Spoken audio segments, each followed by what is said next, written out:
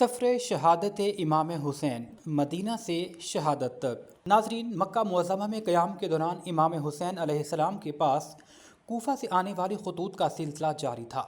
रोज़ाना नए कासिद आते और अहले कूफा के पैगामात पहुँचाते। इन खतूत में एक ही दरख्वास्त दोहराई जाती थी कि इमाम हुसैन इराक़ तशरीफ़ लाएँ, उम्मत की क़यादत संभालें।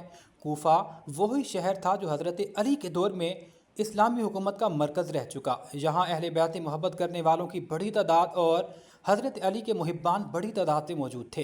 इमाम हुसैन एक इंतहाई मोहतात और दूर अंदेश शख्सियत थे। आपने सिर्फ खतूत की बुनियाद पर फैसला करने के बजाय हकीकत जानने के लिए अपने चचाजाद भाई हज़रत मुस्लिम बिन अकील को कूफा की जानिब रवाना किया।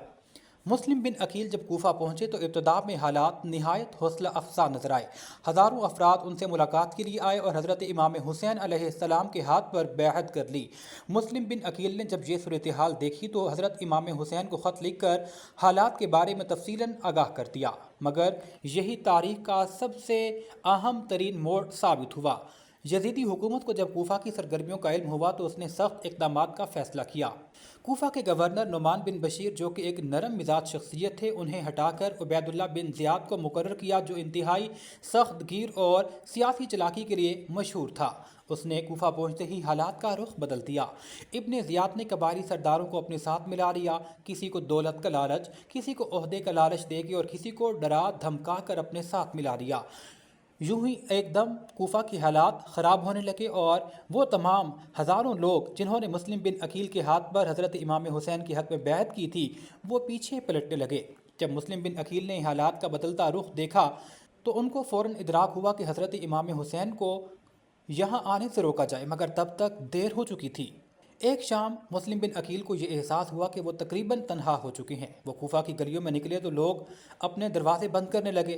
बिल आखिर एक खातून तोहा के घर पनाह लेने पर मजबूर हुए, मगर हुकूमती एहलकारों को उनके ठिकाने का पता चल गया। अगले रोज़ मुस्लिम बिन अकील अपने 2 नन्हे बच्चों के साथ गिरफ्तार कर लिए गए। उबैदुल्लाह बिन ज़ियाद ने उनके साथ निहायत सख्त रवैया इख्तियार किया, ताहम मुस्लिम बिन अकील ने हक गोई का रास्ता किसी सूरत नहीं छोड़ा। बिलाखिर उन्हें मजलूमाना अंदाज में शहीद कर दिया गया।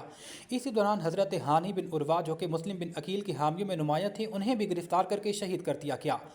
दूसरी जानिब मक्का में इमाम हुसैन हज़रत मुस्लिम बिन अकील के खतूत मिलने के बाद अब कूफा की जानिब रवाना होने के लिए तैयार थे।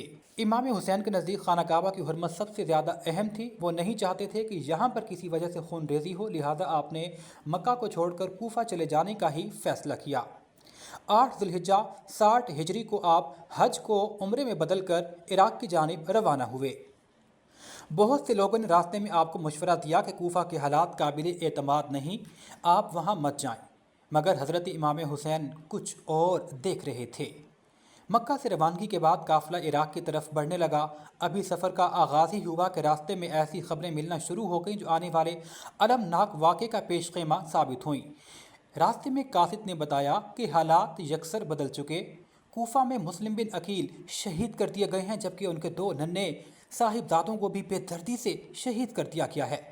ये वो वक्त था कि जहां अगर हज़रत इमाम हुसैन बुज़दिली दिखाते या हक के रास्ते से हट जाते तो उनके लिए निहायत आसान था कि वो वापस मक्का या मदीना चले जाते। वहाँ हाजियों का जम्मे गफ़ीर उनके पास मौजूद था और वो उनसे बैहत लेके अपनी अलहदा हुकूमत कायम कर सकते थे, मगर हज़रत इमाम हुसैन का मकसद कभी भी हुकूमत या खिलाफत नहीं था। आप तो यजीद के सामने हक अयां करने के लिए जाना चाहते थे, मगर यहाँ पर किस्मत को कुछ और ही मंजूर था। हज़रत इमाम हुसैन ने अपने सफ़र को जारी रखा।